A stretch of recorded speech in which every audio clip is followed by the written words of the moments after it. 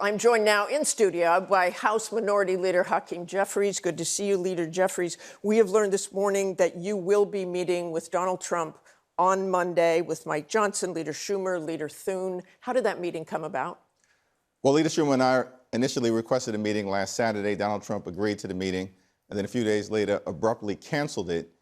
We've made clear that we're ready, willing, and able to sit down with anyone at any time and at any place in order to make sure that we can actually fund the government, avoid a painful Republican-caused shutdown, and address the health care crisis that Republicans have caused that's impacting everyday Americans all across the country. So did the White House call you, all of you, or did you keep asking for a meeting? Did they explain why it was canceled before? They did not explain why it was canceled, other than the statement that Donald Trump issued that mischaracterized the Democratic position. Our position has been very clear.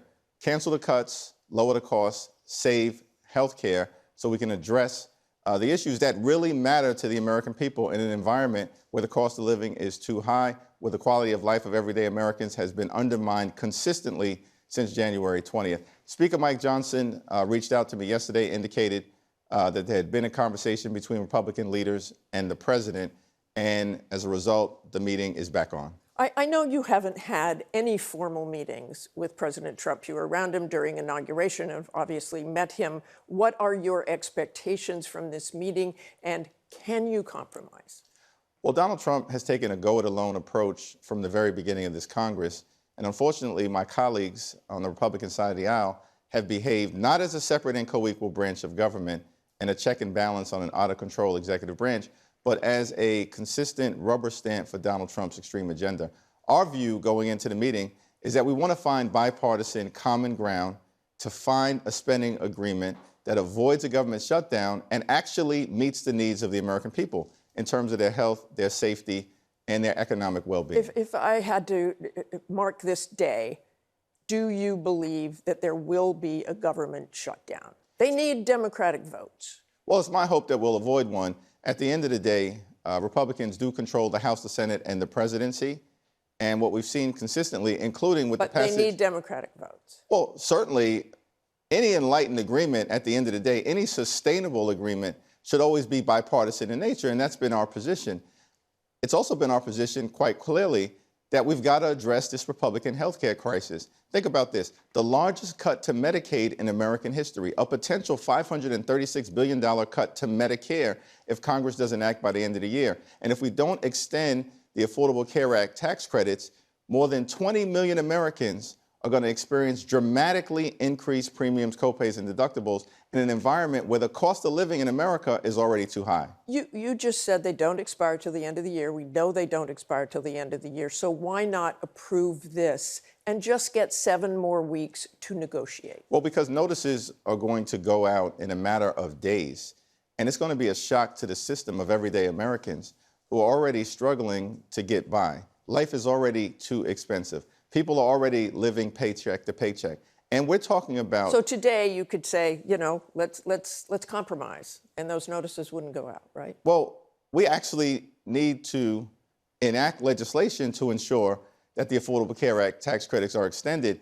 And the challenge that we have in this particular instance is that several times over the last few months, Republicans in the House have had the opportunity to vote with Democrats to extend the Affordable Care Act tax credits, and they've repeatedly and consistently declined to do it. They voted no over and over and over again. And we know that Republicans have basically relentlessly attacked the health care of the American people, not simply this year in the context of the One Big Ugly Bill, and hospitals and nursing homes and community-based health clinics all across the country, including in rural America, shutting down.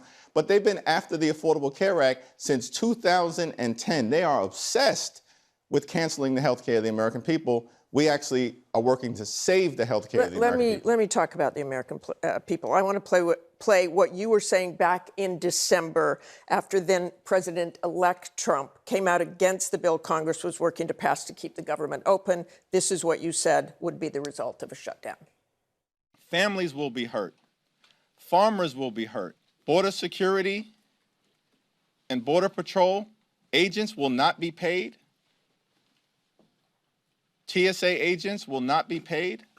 Small businesses will be hurt in every single community And this time the threat of mass firings, basically, and telling people they may not be able to come back to work at all. So do you still believe a shutdown would broadly hurt the American people? We are always of the view that we need to fund the government and make sure that the services that the American people rely upon can continue to be received, and also that we stand by our federal civil servants. We've seen, since January 20th, mass firings already taking place by the Trump administration in the absence of government shutdown, because this is what they've determined to do, hurt everyday Americans. We consistently have made the point, we want to find a bipartisan path forward and reach a spending agreement with our Republican colleagues that actually meets the needs of the American people, but that also addresses the Republican health care crisis that is harming everyday Americans all across the country. Rural America, urban America, the heartland of America, suburban America, small town America, and black and brown communities throughout America. If there is a shutdown, then what do you do? We have about 30 seconds left here.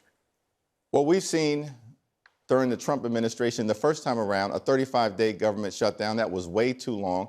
Ultimately, Donald Trump and Republicans came to their senses. Hopefully, we avoid a shutdown this time around. And if we're in one, we find a quick path out. Are you more optimistic this morning? I'm hopeful. Okay. Thanks very much for joining us, Leader Jeffries. Thank you.